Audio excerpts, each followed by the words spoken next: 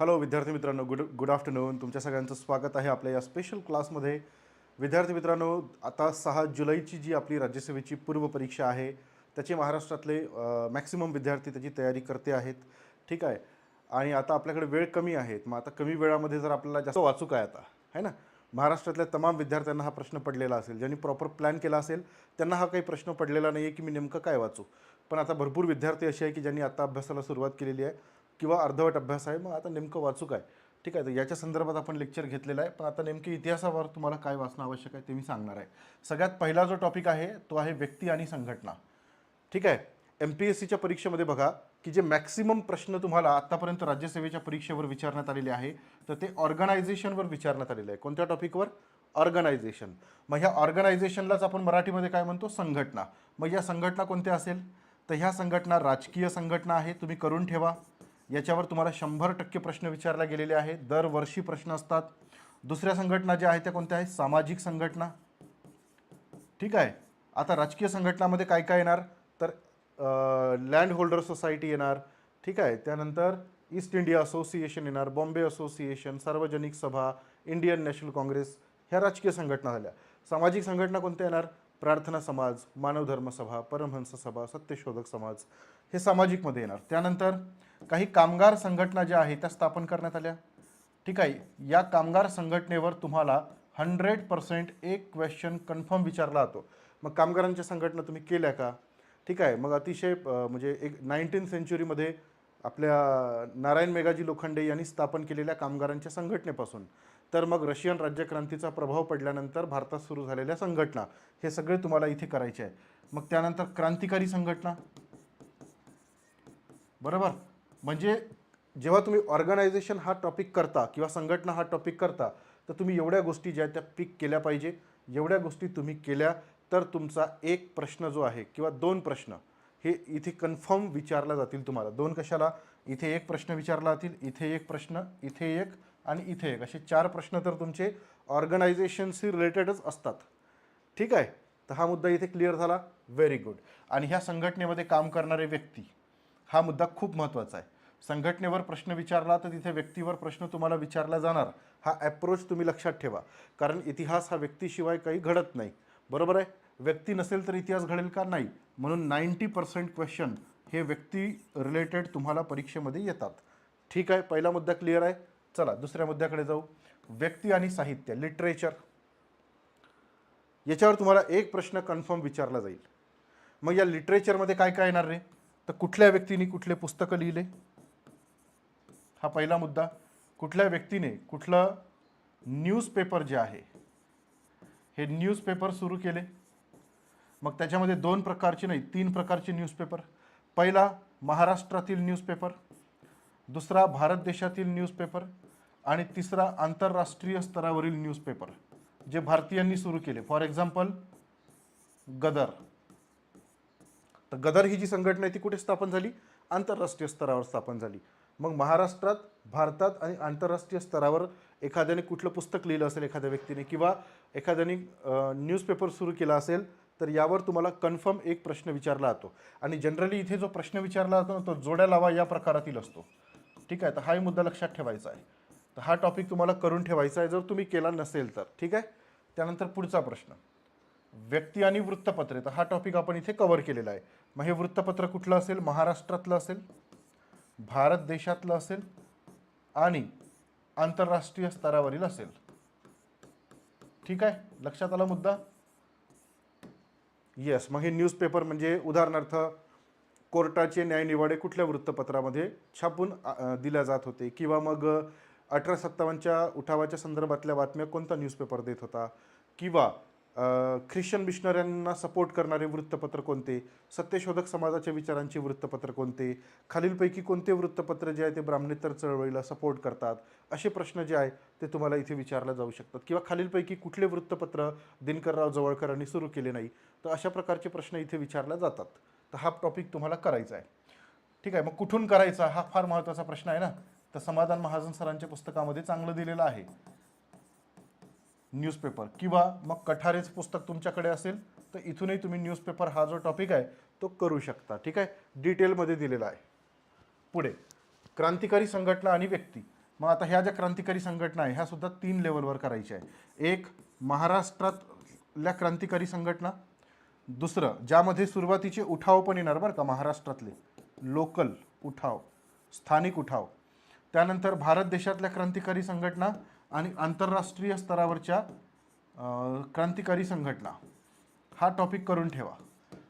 उदाहरणार्थ महाराष्ट्रात झालेला शिवाजी क्लब आहे, किंवा मग आपला विनायक दामोदर सावरकरांची मित्रमेळा नावाची संघटना आहे. ठीक आहे. भारत देशामध्ये तुम्ही गेला तर HRA आहे, HSRA आहे, अनुशीलन कमिटी आहे. इंटरनॅशनल लेवलवर गेला तर तुम्हाला 1905ला स्थापन झालेलं आपलं आपलं इंग्लंडला स्थापन झालेलं श्यामजी कृष्ण वर्माने स्थापन केलेली इंडिया हाऊस नावाची ऑर्गनायझेशन आहे. ठीक आहे. किंवा मग याच्या व्यतिरिक्त तुम्ही जर अमेरिकेमध्ये गेला तर गदर आहे. ठीक आहे. तर याच्यावरही तुम्हाला आयोग प्रश्न विचारतो, तर हे करून ठेवा, याच्यावर तुम्हाला प्रश्न येणार. आणि या सगळ्या ऑर्गनायझेशनमध्ये गुंतलेल्या ज्या व्यक्ती आहे त्याच्यावर तुम्हाला प्रश्न विचारला जाणार. त्यानंतर आर्थिक इतिहास फार महत्त्वाचा आहे. तुम्ही मला प्रश्न विचारू शकता, मी तुमच्या कमेंट वाचत आहे. तुमचे काही प्रश्न असेल तर विचारा. आता पहा, लक्ष द्या.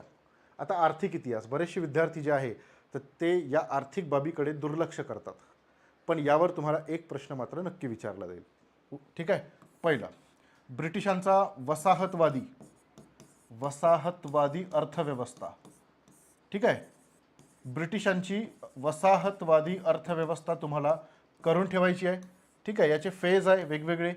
First phase, second phase, third phase. जास्त काही मोठं नाही, छोटंसंच आहे. मग या अर्थव्यवस्थेचे झालेले परिणाम, भारतावर झालेले परिणाम, त्यामध्ये कृषी क्षेत्रावर झालेले परिणाम आणि उद्योग क्षेत्रावर झालेले परिणाम हे आपल्याला करून ठेवायचे आहे. ठीक आहे. मी तुम्हाला डायरेक्ट टॉपिकच नोटच करून देतो आहे, हे तुम्हाला करून ठेवायचं आहे, याच्यावर तुम्हाला प्रश्न येणार. झालं. त्यानंतर या वसाहतवादी अर्थव्यवस्थेची झालेली चिकित्सा. मग आता मला सांगा की ही चिकित्सा कोण करणार? तर हे भारतीय लोक करणार ना, बरोबर आहे की नाही? म्हणजे भारत देशामध्ये ब्रिटिशांनी त्यांच्या ज्या इकॉनॉमिकल पॉलिसीज इम्प्लिमेंट केल्या तर त्याचं ॲनालिसिस भारतीय लोकांनी केलं जेव्हा ते शिकायला लागले. मग कोणी केली? तर दादाभाई नौरोजी यांनी केलेली चिकित्सा, ज्यामध्ये त्यांनी भारताचं पर कॅपिटा इन्कम मोजलं आणि भारताचं उत्पन्न इंग्लंडमध्ये कशा पद्धतीनं जायला लागलं, कोणत्या माध्यमातून जायला लागलं, त्याचे कोणते माध्यमं आहे हे तुम्ही करून ठेवा. ठीक आहे. त्यानंतर दुसरा रानडे, तिसरा RC दत्त. ठीक आहे. तर याच्यावरही आयोगाने प्रश्न विचारलेले आहे. म्हणजे याच्या व्यतिरिक्त महाराष्ट्रातलं मग रामकृष्ण वगैरे जे आहेत तर त्यांच्यावरही प्रश्न विचारला गेलेला आहे. तर वसाहतवादाची जी चिकित्सा झालेली आहे तेही तुम्हाला करायचं आहे. ठीक आहे. आणि याच दरम्यान झालेली डेव्हलपमेंट, ज्यामध्ये रेल्वे आहे, रेल्वेवर कन्फर्म प्रश्न विचारला जात आहे मागच्या काही वर्षापासून. ठीक आहे.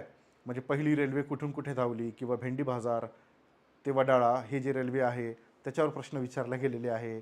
किंवा भारत देशामध्ये रेल्वे कोणत्या टप्प्यामध्ये विकसित झाली, किंवा मग रेल्वे कमिशन म्हणून जे अपॉइंट करण्यात आलं होतं ते कोणाच्या अध्यक्षतेखाली अपॉइंट करण्यात आलं. तर हा जो टॉपिक आहे रेल्वे, हा एकदम चांगला व्यवस्थित करून घ्या, याच्यावर तुम्हाला आयोग प्रश्न विचारतो. ठीक आहे. तर हा झाला आर्थिक इतिहास. त्यानंतर पुढे गेल्यानंतर स्थानिक उठाव. आता हा जो मुद्दा आहे, स्थानिक उठाव कुठले? महाराष्ट्रातले, ठीक आहे, आणि भारत देशातले. बरोबर आहे. मग महाराष्ट्रात जर आपण स्थानिक उठावांकडे आलो तर कोणाकोणाचे उठाव झाले होते? रामोशांचे उठाव झाले होते, बरोबर आहे, कोळ्यांचे उठाव झाले होते आणि भिल्लांचे उठाव झाले होते. तर यावर तुम्हाला आयोग प्रश्न विचारतो. ॲक्च्युली या टॉपिकवर सर्वाधिक प्रश्न जे आहेत ते कंबाईनला येतात, पण राज्यसेवेला सुद्धा एखादा प्रश्न एक तर या टॉपिकवर विचारला जाईल, नाहीतर या टॉपिकवर विचारला जाईल. ठीक आहे. ज्यामध्ये पागलपंथींचे उठाव आहे, संन्यास्यांचं बंड आहे. ठीक आहे. किंवा मग तुम्ही संथाळांचा जो रिव्हॉल्ट आहे तो आहे. ठीक आहे. तर हे जे लोकल रिव्हॉल्ट आहे हे आपल्याला परीक्षेमध्ये विचारल्या जातील. ठीक आहे. एक तर याच्यावर प्रश्न येईल किंवा मग याच्यावर प्रश्न येईल, दोनपैकी एका टॉपिकवर प्रश्न विचारला जातो. कारण त्यानंतर साम्यवादी आणि कामगार चळवळ. आता ह्या ज्या दोन मुवमेंट आहे तर ह्या सगळ्या एकमेकांना लागून आहे. ठीक आहे. म्हणजे कामगार चळवळ ही भारत देशामध्ये आधीपासून आहे. ठीक आहे, नारायण मेघाजी लोखंडेपासून ही कामगार चळवळ जी आहे ती महाराष्ट्रामध्ये आहेच, काही विषय नाही आहे. पण साम्यवादी चळवळीचा प्रभाव जेव्हा भारतावरती मोठ्या प्रमाणात पडला तेव्हा ही जी चळवळ आहे ती पुन्हा जास्त प्रभावी झाली. तर मग तुम्हाला इथे काय करायचं आहे, तर बघा कामगार आणि साम्यवादी चळवळीचे नेते, ठीक आहे, हे तुम्हाला करून ठेवायचे आहे. नेते कोण कोण आहे, या नेत्यांनी स्थापन केलेल्या साम्यवादी किंवा कामगार संघटना या तुम्हाला करून ठेवायच्या आहे. ठीक आहे, ह्या संघटना कधी स्थापन झाला, संघटनेचा उद्देश काय होता, संघटनेशी संबंधित असलेले पुन्हा कुठले कुठले व्यक्ती जुळलेले होते, ठीक आहे, यांच्यावर कुठले खटले किंवा कट दाखल करण्यात आले किंवा खटले दाखल करण्यात आले. तर हे मुद्दे जे आहे हे परीक्षेसाठी खूप महत्त्वाचे आहे, यावर तुम्हाला प्रश्न येतो. मग श्रीपाद अमृत डांगे असेल, अच्युतराव पटवर्धन असेल, ओके, त्यानंतर हे जे साम्यवादी नेते आहे ज्यामध्ये आचार्य नरेंद्र देव असेल, तर हे जे लोक आहे याच्यावर राम मनोहर लोहिया आहे, तर हे नेते करून ठेवा बरं का. याच्यावर एक प्रश्न येणार तुम्हाला, कामगार चळवळ किंवा साम्यवादी चळवळ, एक प्रश्न नक्की आहे. ओके, तर हा मुद्दा आपल्याला करून ठेवायचा आहे. क्लिअर. पुढचा प्रश्न, आता जाऊया प्राचीन भारताच्या इतिहासाकडे, कारण हा प्राचीन भारत फार महत्त्वाचा आहे ना. किती प्रश्न येतील प्राचीन भारतावर, तर कधी 3 येतात, कधी 4 पण येतात, कधी 2 येतात, तर मागे एकदा तर एकही नव्हता आला. पण सिलेबसमध्ये भारताचा इतिहास दिलेला आहे, मागच्या वर्षी प्रश्न आले होते, म्हणून यावेळेस सुद्धा प्रश्न येईल असं वाटते. आता आलं का लक्षात. मग पहा, लक्ष द्या. मग आयोग विचारते कुठे, तर वैदिक संस्कृतीवर 100% प्रश्न विचारला जातो. ठीक आहे, वैदिक कल्चर. मग हे वैदिक कल्चर जे आहे तर या वैदिक कल्चरवर तुम्हाला प्रश्न विचारला जातो, तर हे संपूर्ण वैदिक कल्चर करून ठेवा, महत्त्वाचं आहे. महाजन पदांवर हे फार छोटं टॉपिक आहे, इथे प्रश्न कसा विचारला जाईल, महाजन पदांचे लोकेशन, त्यांच्या राजधान्या, बस याच्यावर जोड्या लावा, असे प्रश्न विचारले जातात. तर महाजन पद फार महत्त्वाचं आहे. हे महाजन पद सगळे महाजन 16च्या 16 महाजन पद करायची गरज नाही, तुम्हाला करायचंच असेल तर मगध करून ठेवा, बाकी काहीच करायची गरज नाही. एक सेकंड, तुम्हाला करायचंच असेल तर काय करून ठेवा, मगध, बाकी काही करायची गरज नाही आहे. ठीक आहे, येस, हा टॉपिक जास्तीत जास्त 1 तासामध्ये संपेल. त्यानंतर मौर्य एम्पायरमध्ये तुम्हाला फक्त आणि फक्त अशोक करायचा आहे, कारण अशोकावरच प्रश्न येतो. ठीक आहे, मग प्रश्न कसा येतो की पहिला राजा कोणता की ज्याने शिलालेखाच्या माध्यमातून जनतेशी संवाद साधण्याचा प्रयत्न केला, पहिला राजा कोणता असाही प्रश्न विचारला जातो. ठीक आहे, अशोकाचे शिलालेख, इन्स्क्रिप्शन, त्याच्यावर प्रश्न असतो. मग सातवाहन, कारण सातवाहन याचा संबंध महाराष्ट्राशी आहे म्हणून इथे प्रश्न येणार. मग सातवाहनांवर प्रश्न काय येणार, तर सातवाहनांच्या काळातली महत्त्वाची बंदरं, ठीक आहे, त्या काळात लिहिलेलं महत्त्वाचं लिटरेचर, त्या काळातल्या महत्त्वाच्या प्रशासनातल्या टर्म्स, ठीक आहे, आणि फार फार झालं तर गौतमीपुत्र सातकर्णीवर एखादा प्रश्न विचारला जाऊ शकतो सातवाहनांवर. ठीक आहे. मग राहिलं गुप्त साम्राज्य, हे फार आवडते MPSCला. गुप्त साम्राज्यावर नेहमी प्रश्न येतात, कारण याला classical age of the history असं म्हणतात. म्हणजे या काळात भरपूर प्रगती झाली, सामाजिक क्षेत्र सोडून बाकीच्या भरपूर, म्हणजे बाकीच्या सगळ्या क्षेत्रामध्ये खूप प्रगती झालेली आहे. तर या गुप्त काळामध्ये लिटरेचर पण खूप लिहिण्यात आलं, तर मग याच्यावर प्रश्न असतो एक. ओके, आणि मग हर्षवर्धन आवडतो MPSCला, तर हर्षवर्धनावर प्रश्न विचारला जातो. बाकी मग संगम लिटरेचर असेल किंवा इंडस व्हॅली सिव्हिलायझेशन असेल किंवा प्री हिस्टॉरिक हिस्ट्री असेल, तर याच्यावर काही जास्त प्रश्न येत नाही. ठीक आहे, इथेच प्रश्न येतात. मग किती टॉपिक झाले, 1 2 3 4 5 6, आणि त्यातलेही काही सिलेक्टेड टॉपिक मी इथे सांगितलेले आहे. आणि तरी प्राचीन भारतावर पुन्हा 3 महत्त्वाच्या गोष्टी सांगून ठेवतो. ठीक आहे, काय करायचं आहे, एक महत्त्वाच्या टर्म्स करून ठेवा, जसं निष्क काय आहे, बली काय आहे, बली या शब्दाचा अर्थ काय होतो. ठीक आहे, त्यानंतर टॅक्स जे आहे ना, टॅक्स प्रणाली, त्याच्यावर प्रश्न विचारला जाऊ शकतो. जमिनीचे प्रकार कोणते कोणते होते त्याच्यावरही प्रश्न विचारला जाऊ शकतो. ठीक आहे, तर महत्त्वाच्या टर्म्स करून ठेवा. झाला. त्यानंतर साहित्य करून ठेवा, साहित्य फार महत्त्वाचं आहे, कुठल्या राजाने कुठल्या कुठल्या साहित्याची निर्मिती केली. आलं लक्षात, हे करून ठेवा. साहित्य आणि टर्म्स याच्यावर जास्तीत जास्त प्रश्न जे आहे ते परीक्षेमध्ये येतात. ठीक आहे, आणि हे महत्त्वाचे गोष्टी. पुढे आता जाऊया मध्ययुगीन भारताकडे. Medieval history. तर मेडिवल हिस्ट्री कधीपासून स्टार्ट होते? मोहम्मद बिन कासिमने जेव्हा आक्रमण केलं 712 इसवी सनमध्ये, तर तेव्हापासून मध्ययुगीन सुरू होतो. पण त्याच्यावर काही जास्त प्रश्न येत नाही, गझनीवर पण येत नाही, घोरीवर पण येत नाही. प्रश्न कुठून सुरू होतो? दिल्ली सल्तनतपासून. तर या दिल्ली सल्तनतमध्ये 3 लोक करायचे आहे. कोण कोण करायचं आहे? कुतुबुद्दीन ऐबक, अल्तमश, बलबन. संपलं.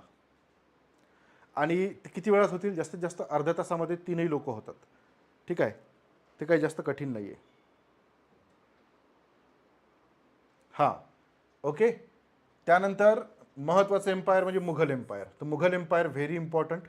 मुघल एम्पायरमध्ये काय झालं आहे? स्थापत्य, ठीक आहे, साहित्य आणि मुघल दरबारातले कवी आणि साहित्यिक, याच्यावर तुम्हाला प्रश्न 100% येतो. तर तुम्हाला मुघल एम्पायर करत असताना एवढ्या गोष्टी करून ठेवायच्या. ठीक आहे. आणि त्यानंतर विजयनगर एम्पायर. विजयनगर एम्पायर जे आहे ते फार आवडतं, कारण मध्ययुगीन भारत देशामध्ये जिकडे सगळीकडे मुस्लिम एम्पायर जे आहे ते असताना विजयनगर स्वतःचं वेगळं अस्तित्व ठेवून होतं. त्यामुळे विजयनगर एम्पायरमध्ये जर प्रश्न तुम्हाला आला तर कृष्णदेवराया हॉट टॉपिक असेल. कृष्णदेवराया करून ठेवा. त्यानंतर मध्ययुगीन काळामध्ये आलेले जे विदेशी प्रवासी आहे ते विदेशी प्रवासी करून ठेवा, त्याच्यावर तुम्हाला आयोग प्रश्न विचारतो. ठीक आहे. आणि या काळात निर्माण झालेलं मंदिर, मंदिराची शैली, कुठल्या शैलीमध्ये मंदिरं बांधलेले आहे, ठीक आहे, स्थापत्य, आर्किटेक्चर आणि साहित्य, लिटरेचर, हे तुम्हाला करून ठेवायचं आहे. याच्या पलीकडे काही प्रश्न जात नाही, इथेच प्रश्न विचारला जातो. तर झालं. एवढं जरी केलं तरी मला असं वाटतं की फार फार तर 8 दिवसाचा विषय आहे. 8 दिवसामध्ये ह्या सगळ्या गोष्टी आरामात कव्हर होऊन जाते प्रश्नासहित. आणि जर तुम्हाला या टॉपिकवरचे प्रश्न सोडवायचे असेल, कारण प्रश्नाशिवाय तर कुठलीच परीक्षा आपण पास नाही होऊ शकत, तर रोज सकाळी 11 वाजता आपलं यूट्यूबवर क्लास असतो. यूट्यूबवर हा क्लास पूर्णपणे फ्री असतो. तर तुम्ही हा क्लास नक्की अटेंड करा, कारण या क्लासमध्ये मी स्वतः काढलेले प्रश्न आणतो आणि सध्या आता तर PYQ ॲनालिसिस आपण घेत आहे. ठीक आहे. आणि जर तुम्हाला प्राचीन आणि मध्ययुगीन भारतावरचे प्रश्न सोडवायचे असेल तर तुम्ही आपलं 10 वाजताचं टेक्स्टबुक सुपर कोचिंग या ॲपवर असलेलं लेक्चर नक्की करा. हे सगळ्यांसाठी फ्री आहे. ठीक आहे. ॲपवर हे टेक्स्टबुक सुपर कोचिंगचं जे ॲप आहे ना, ते तुम्ही गुगल प्ले स्टोअरवरून डाउनलोड करा, कारण आताच वेळ आहे. गुगल प्ले स्टोअरवर जा, textbook super coaching app download करा आणि 10 वाजताचं आपलं लेक्चर करा, जिथे प्राचीन आणि मध्ययुगीन भारताचे प्रश्न आपण घेतो. इथे आत्तापर्यंत 1600पेक्षा जास्त प्रश्न मी घेतलेले आहे प्राचीन आणि मध्ययुगीन भारतावरचे, जे मी स्वतः काढलेले प्रश्न आहे. बरेच विद्यार्थी असे होते की पहिले एखादी प्रश्न बरोबर यायचा, आता सगळे प्रश्न बरोबर येतात त्यांचे. तर तुम्हाला सुद्धा त्या लेवलवर पोहोचायचं आहे. ठीक आहे. तर मग आता सगळे टॉपिक जे आहे ते मी तुम्हाला सांगितले आहे. ठीक आहे. या व्यतिरिक्त काही महत्त्वाचे मुद्दे, तुमचा जो वेळ आहे तो कोणालाच देऊ नका आता, कारण अभी नाही तो कभी नाही असं लिहून टाका डायरेक्ट. अभी नहीं तो कभीच नाही, कारण डिस्क्रिप्टिव्ह पॅटर्न पुढे. अभी नाही तो कभी नाही, ही वेळ कोणासाठी नाही, लगेच निघून जातील दिवस. ठीक आहे. अभ्यास नियमित करा. आपलं जे प्रश्नांचं लेक्चर आहे ते नियमित करू शकता. ज्या विद्यार्थ्यांना असा कॉन्फिडन्स नाही आहे की मी वाचून ही गोष्ट कंप्लीट करू शकते, तर त्यांच्यासाठी आपण बॅच सुरू केलेली आहे. आणि त्या बॅचची जी लिंक आहे, तर आपल्या क्लासचं नाव जिथे दिलेलं आहे ना आपल्या यूट्यूबच्या या क्लासच्या खाली, त्या नावाच्या समोर मोर असा शब्द लिहिलेला आहे. त्या मोरवर क्लिक केलं तर इथे तुम्हाला सगळ्या क्लासच्या लिंक मिळेल, सगळ्या बॅचच्या लिंक मिळेल. तर त्या लिंकवर जाऊन तुम्ही याला, त्या बॅचला एनरोल करू शकता. आता सध्या फीज जी आहे ती फीज फार कमी आहे. ठीक आहे. 2999 रुपयाची तुम्हाला क्लास लावता येणार आहे. आपला हा MPSCचा फास्ट ट्रॅक बॅच. तर तुमच्यासाठी सुवर्ण संधी आहे, कारण आम्ही तुम्हाला 120+ मार्कांसाठी इथे शिकवतो आहे, टू दी पॉईंट. फक्त परीक्षेला जे विचारते ते शिकवणार आहे. ओके. तर आज आपण या ठिकाणी थांबणार आहे. लेक्चर तुम्हाला कसं वाटलं हे मला नक्की सांगा. तुमच्या मित्रमैत्रिणींना शेअर करा आणि सबस्क्राईब करा. Thank you very much. All the best. Bye bye. Maratha एम्पायरवर प्रश्न नाही आहेत. मराठा एम्पायरवर नाही आहेत प्रश्न.